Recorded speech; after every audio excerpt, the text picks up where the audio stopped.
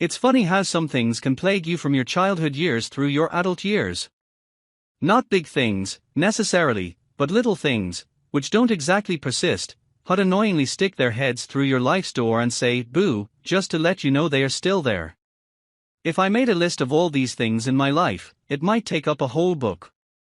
I'd like to talk about just one of these bugaboos. From the first time I heard the story of the creation and Adam and Eve, even as a child, it bothered me. To me, the answer wasn't simply one of two usual alternatives, either unquestioning faith in the story as it stands, or complete repudiation as utter nonsense. No, the answer seemed to lie elsewhere. If the story were taught as the truth so uniformly, in spite of its apparent divergence from scientific truths, then to me the true course would seem to be a search for the foundation of the story, which would then lead to a true leading of it. The pursuit happened almost by accident. Years of data correlation in studying cataclysmology has shown that the last cataclysm to have occurred about 7,000 years ago, that Noah, or Utnapishtim, or whatever his name was, did exist and did survive that cataclysm. A friend of mine suggested that Genesis 1 is almost a perfect description of conditions on our planet right after a cataclysm, including about a week following. On rereading it, I had to agree. Genesis 2 even mentions that a mist arose from the earth and watered the whole face of the ground. Well, now this was worth thinking about. If it were so, then, if it were so that it would be the cataclysm preceding Noah's about 11,500 years ago. This, then, could be approximately the time of the Adam and Eve story. The pursuit started. If the story did originate with that cataclysm, in what language was it first written? Certainly not Hebrew or Greek, for as far as we know, they didn't even exist at that time. Was it possible to delve into the vanished pages of prehistory and find both the language and the story as originally written? If we look to men such as Don Antonia Batters, Wariki and James Churchward, we may have our answer. Certainly, their knowledge of prehistoric languages could be key, and later we'll discuss the role of Nagas and ancient Mayan in the story of Adam and Eve. First, however, let's examine the history of Genesis 1, 2 and 3. There are many schools of thought on this subject, but the most predominant one is that Moses was the originator. This seems not obtuse since Moses was reared in Egyptian tradition in a royal household and probably had access to many religious writings and teachings now lost with the passing of the archives of Egypt, in Alexandria, Heliopolis and Sais. Certainly, the 10 Commandments were a condensation of the 42 questions of the series for entering heaven. If Moses did write part of the Old Testament, he then must have had Nigar tablet writings, or Egyptian interpretations of them, handed down to the Egyptians for thousands of years through the royal households, and the Egyptian priesthood had knowledge of a cataclysm 11,500 years ago. Priests of Egypt are supposed to have told Solon during his 10 years in Egypt, about 600 BC, that 9,000 years before that time, there was a cataclysm which buried Atlantis beneath the ocean. Note that 9,000 plus 600 BC plus 1950 AD equals 11,550 years ago. Moses' brother Aaron became the first chief priest of the Hebrews about 1,300 BC. Somewhere between 15 and 18 generations later, the chief priesthood having been handed down from father to son through the generations, Azariah was the chief priest. Later, in the 19th year of Nebuchadnezzar's reign, Sarah was executed, and his son Ezra made a captive in Persia. Jerusalem was sacked and all Hebrew laws and records of the Old Testament were burned with the temple at Jerusalem by Nebuzaradan, Nebuchadnezzar's captain of the guard. In 458 BC, during the 7th year of our Artaxerxes' reign in Persia, Ezra was commissioned to re-establish the Hebrew religion and law. According to 2 Esdras, Ezra rewrote the history of the Hebrews from the beginning and re-established their laws. Now from 586 to 458 BC is 128 years. The latest that Ezra could have been born was, after his father Sarah's execution, as well could be, therefore, the youngest he could have been in 458 BC was 127. He was working on a long memory. Let's examine this anomaly. As mentioned before, the lineage from Aaron to Ezra contains from 17 to 20 generations, including Aaron and Ezra. Assuming 1,300 BC to be the start of Aaron's priesthood, that's 1,290 BC is adjudged the time of the Exodus, and 2, 458 BC to be near the end of Ezra's priesthood, then we find the average priesthood term per generation to be between 42.1 and 49.5 years. In view of this, can we believe that Ezra served his priesthood for approximately 130 years? Which includes his entire lifespan. It would appear much more plausible to assume that it was Ezra's grandfather Azariah, rather than his father Sarah, who was the one taken and executed by Nebuchadnezzar's men in 586 BC. Then Sarah and Ezra would have served as chief priests from 586 to 458 BC, for an average of 64 years apiece. It is even plausible that Ezra's great-grandfather Hilkiah could have been the victim in 586 BC, leaving Azariah, Sarah and Ezra to serve the 128 years for an average of 42 years each, which is even closer to the overall average of 42.1 to 49.5 years from Aaron to Ezra, over a period of about 845 years. This means that the Adam and Eve story was last seen in writing by Hilkiah or Azariah, therefore handed down verbally, possibly by Azariah, and certainly by Sarah and Ezra, and finally dictated by Ezra to 5 scribes. It is the 5 scribes' writings that we have today as Ezra's work.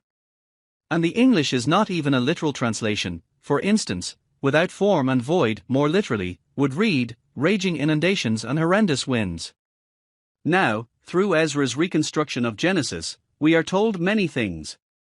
1. Because of the use of tree, fruit, serpent, cherubim, sword of fire, and other words of Moses which were glyphs in the picture language of prehistory, is evident that the creation and Adam and Eve stories were probably originally written in the glyphs of Naga, the predominant Eastern Hemisphere language of 11,500 years ago. This language is nearly identical to prehistoric Mayan, and the progenitor of many languages, which include Oriental and Polynesian tongues, Egyptian, Greek and Yakut. My own knowledge of prehistoric Naga and Mayan glyphs enables me to read many Indian blankets of the southwestern United States, which have woven into them colorful glyphs depicting a cataclysm. I wonder if the Indians are chuckling to themselves, knowing that the tourists think they are buying blankets of just pretty pictures. Yakut is an interesting language. It is almost pure spoken Naga. It is spoken by Alaskan Eskimos. The town of Yakutat means the place where Yakut is spoken. It is also spoken by a native tribe in Turkey. Naga in almost its purest prehistoric form is spoken by a tribe in northern India. It is pure prehistoric Mayan. 2.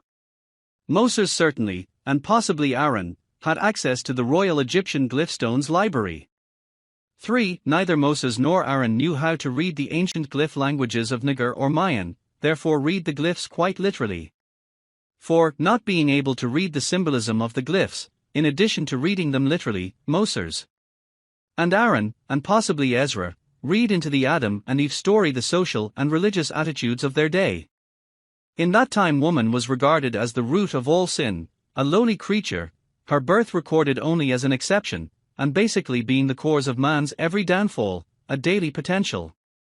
This attitude persists even in worse forms in some religions amazingly in our time. It is any wonder that Eve was shouldered with the responsibility for the downfall of all mankind, as a result of interpretations read into the Naga by Moses. And into Moses' reading by Ezra? Perhaps also it was read into the story by Egyptian priests long before Moses' time, and passed on to him verbally as history. If his father were really the one taken and executed by the captain of the guard, Nebuchadnezzar, then it had to be his grandfather who passed the story to him verbally. The fusing of 2 stories, P and J versions, into one make the story of Genesis 1, 2, and the third of may confuse the man with Adam. It is possible that Adam, being only 9 generations ahead of Noah, with the time span of the Sudan Basin polar era covering about 4,500 to 5,000 years, was not the man referred to in the creation, but his name and experiences were merged with the man's story. Remember, however, we are informed that Ezra dictated the entire history to 5 scribes from memory, and this work contains Genesis as we know it today. For him to recall from the archives of his mind what he did, as well as he did, certainly bespeaks of inspiration of a high order, but it also appears evident that he had no knowledge of the fact that 4,500 years transpired between Genesis 1 and Noah's flood. LT is clear from 2 Esdras 3:9 that Genesis 1 and Noah's flood were actually 2 inundations. However, for while speaking of the two occasions, he says of Noah's flood, and again in process of time thou broughtest the flood upon those that dwelt in the world, and destroyedst them. Now, we mentioned before that the lineage of the high priests from Aaron to Ezra differs in numbers of generations, 17 or 20, and names as presented in 1 and 2 Esdras, and both differ in names from the book of Ezra. We also find differences in the lineages from Noah to Jesus, approximately 51 generations, in the Bible. Is it any wonder, therefore, that some generations could have been omitted in the Adam to Noah line? Not to mention the Noah to Jesus line, and the Aaron to Ezra line. And in light of the fact that, in addition to overwhelming evidence, there are countless legends in the Asia-Pacific areas, handed down from the inundation of 11,500 years ago, of a creation much like that of Genesis 1 and 2, is it not possible that the man of the Genesis story became confused with Adam throughout the thousands of years, and through a succeeding cataclysm in Noah's time 7,000 years ago? The miracle is that the whole story of creation, and of Adam and Eve is as undistorted as it is, being 11,500 years old, it has suffered through many debacles visited upon its guardians in the intervening years. Because of the lack of resolving information, the man and Adam are kept as one in this translation or interpretation. 6. The significant Naga glyphs given to us by Ezra through Moses' direct reading are cherubims, rib, Adam's sleep, man, woman, tree, fruit on the tree, serpent, and flaming sword. Our knowledge of Naga glyphs tells us that the tree of life symbolized a mother continent, a parent civilization lasting thousands of years longer than ours of today. An unadorned serpent represented water in its natural state, or the ocean, a serpent entwined around. The tree signified that the mother continent was surrounded entirely by water. Genesis 3:15 actually describes Eve's heel on the serpent's head, depicting her victory over the oceans. Cherubims, which were not pretty, plump babies as we have always thought, but glyphs of hybrid man and beast. They were the glyphs for legs, or foundations, or underpinnings. Instead of being placed in the Garden of Eden, the foundation was taken away, and a Naga or Mayan reading of the Egyptian Book of the Dead shows that cherubims of the north, south, east and west were taken away, meaning that all the foundations of the mother continent were removed and destroyed. The flaming sword was the symbol of fire and earthquake. The fire signified what all legends of these cataclysms call earth fire, which is the planet-wide molten layer below the Earth's 60-mile thick shell, breaking through to the surface during a cataclysm, a literal hell. It is, as far as I have been able to determine, the origin of man's concept of hell. I remember watching John Kennedy's funeral on television, and most vividly the incantation given by the Archbishop to keep John Kennedy from the doors of hell. His words went back to pre-Christian Rome, for in describing those gates of hell, he painted a picture of hell exactly like that of the molten sublayer breaking through the Earth's shell. It had to be handed down through thousands of years from one who had actually seen it. Chills ran up and down my spine as it stamped an indelible impression on my mind. Now to the tree. Fruit growing on that tree symbolized the mankind which settled the mother continent ages before Adam and Eve. Their eating the fruit tells us they were descended from this original mankind. Eve eating first signifies that she was the younger generation, Adam eating second signifies that he was her father, which made her his daughter. His daughter. Yes. It is the origin of one of the oldest Hebrew laws. In a catastrophe, if but a male and female survive, they must mate, regardless of their relationship. If you want to check on this, read the story of Lot and his two daughters. The daughters were simply obeying Hebrew law. He is stated to be too drunk to know what he was doing. Har.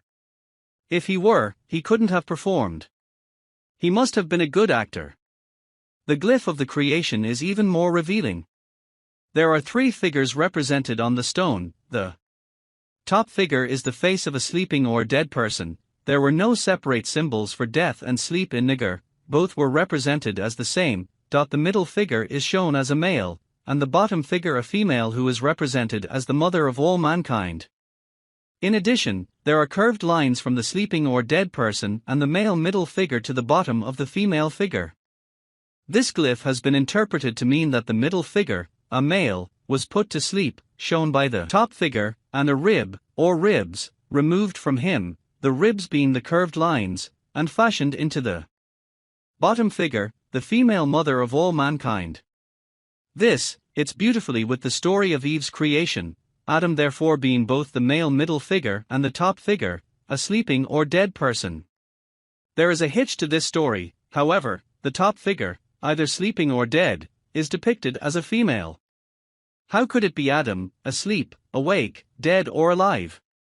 Moreover, in Naga the curved lines denote parentage rather than ribs, so, more reasonably, it appears that the top figure is a dead female, whose offspring by the male middle figure, Adam, was the bottom female figure, Eve, the mother of all mankind. I have been asked countless times how one can tell the top figure to be a dead female, to the extent that I guess I owe an answer here. In Naga and prehistoric Mayan, they show that they worshipped but one deity, and represented that deity by a glyph of a circle representing the sun. Any time a circle was shown on a tablet, it could only represent their deity. This tablet has two circles on it. Purists have stated that the writers of this tablet meant to show double intensity of the deity. Strange, I have never seen anywhere a double intensity of two circles in either Naga or prehistoric Mayan. The curious thing about these two circles is that they are located precisely where a female's breasts should be on the top figure. Maybe that's what double intensity is all about. The most curious thing about this stone is that it fits the legend of Adam being a widower, and the name of his deceased wife being Lilith. If true, it would also reveal Lilith to be Eve's mother. So, in essence, the story as read from the glyphs would be that Adam and Eve, who lived in the Garden of Eden on the mother continent, tree, were descended from the original mankind, fruit, of that land, which incidentally was surrounded entirely by water, serpent entwined around the tree. Eve was Adam's daughter, and he was a widower. They realized that, in order to survive, they had to leave and never try to return, for the motherland was destined to be destroyed by a cataclysmic inundation.